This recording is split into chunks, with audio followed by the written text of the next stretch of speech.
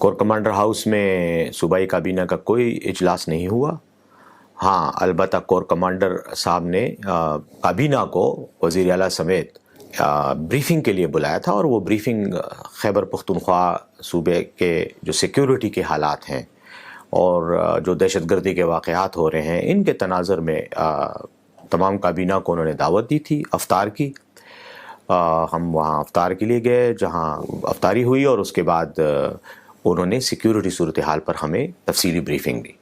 تو چونکہ پاکستان کی فوج کا کہ یہ بنیادی ذمہ داری ہے کہ وہ ہماری جو سرحدیں خیبر پختونخوا کی سرحدیں افغانستان کے ساتھ ملتی ہیں، اور وہاں پر جو سیکیورٹی کی صورتحال ہے یا جو خیبر پختونخوا میں دہشت گردی کے واقعات ہو رہے ہیں اس کی بنیادی ذمہ داری فوج کی ہے، ان واقعات کے تدارک کی، ان کو روکنے کی اور عمومی طور پر سیکیورٹی کو مینٹین رکھنا.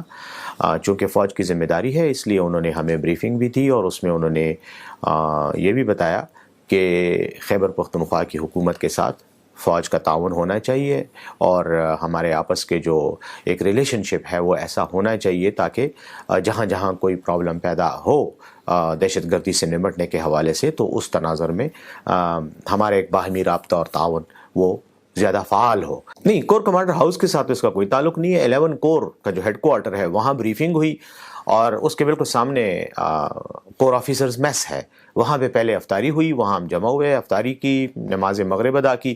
اس کے بعد ہم کور ہیڈ کوارٹر آئے 11 کور کے، اور وہاں پر ہمیں ان کا ایک آڈیٹوریم ہے جس میں ہمیں پریزنٹیشن دی گئی.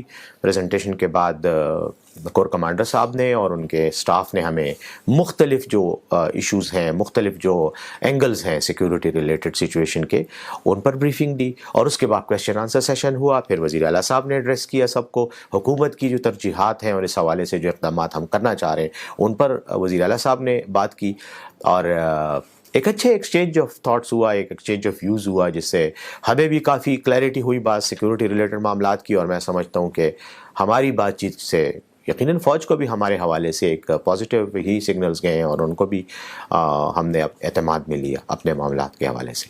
تو پہلے تو کور کمانڈر ہاؤس میں نہیں ہوا، کور ہیڈ کوارٹر میں ہوا، اجلاس نہیں ہوا، بلکہ ان کی دعوت پر ہم گئے اور انہوں نے ہمیں افطار کی دعوت دی، اور اس کے بعد انہوں نے ہم سیکیورٹی پہ بریفنگ دی. ہم پاکستان کی فوج کے کور کمانڈر کی دعوت پر کور ہیڈ کوارٹر گئے. ہم انڈیا کی فوج کی کور کمانڈر کی دعوت پر انڈین آرمی کے کور ہیڈ کوارٹر نہیں گئے. یہ ہمارا ملک ہے، ہماری فوج ہے، ہمارے بھائی ہیں، ہماری بہنیں ہیں اس فوج میں.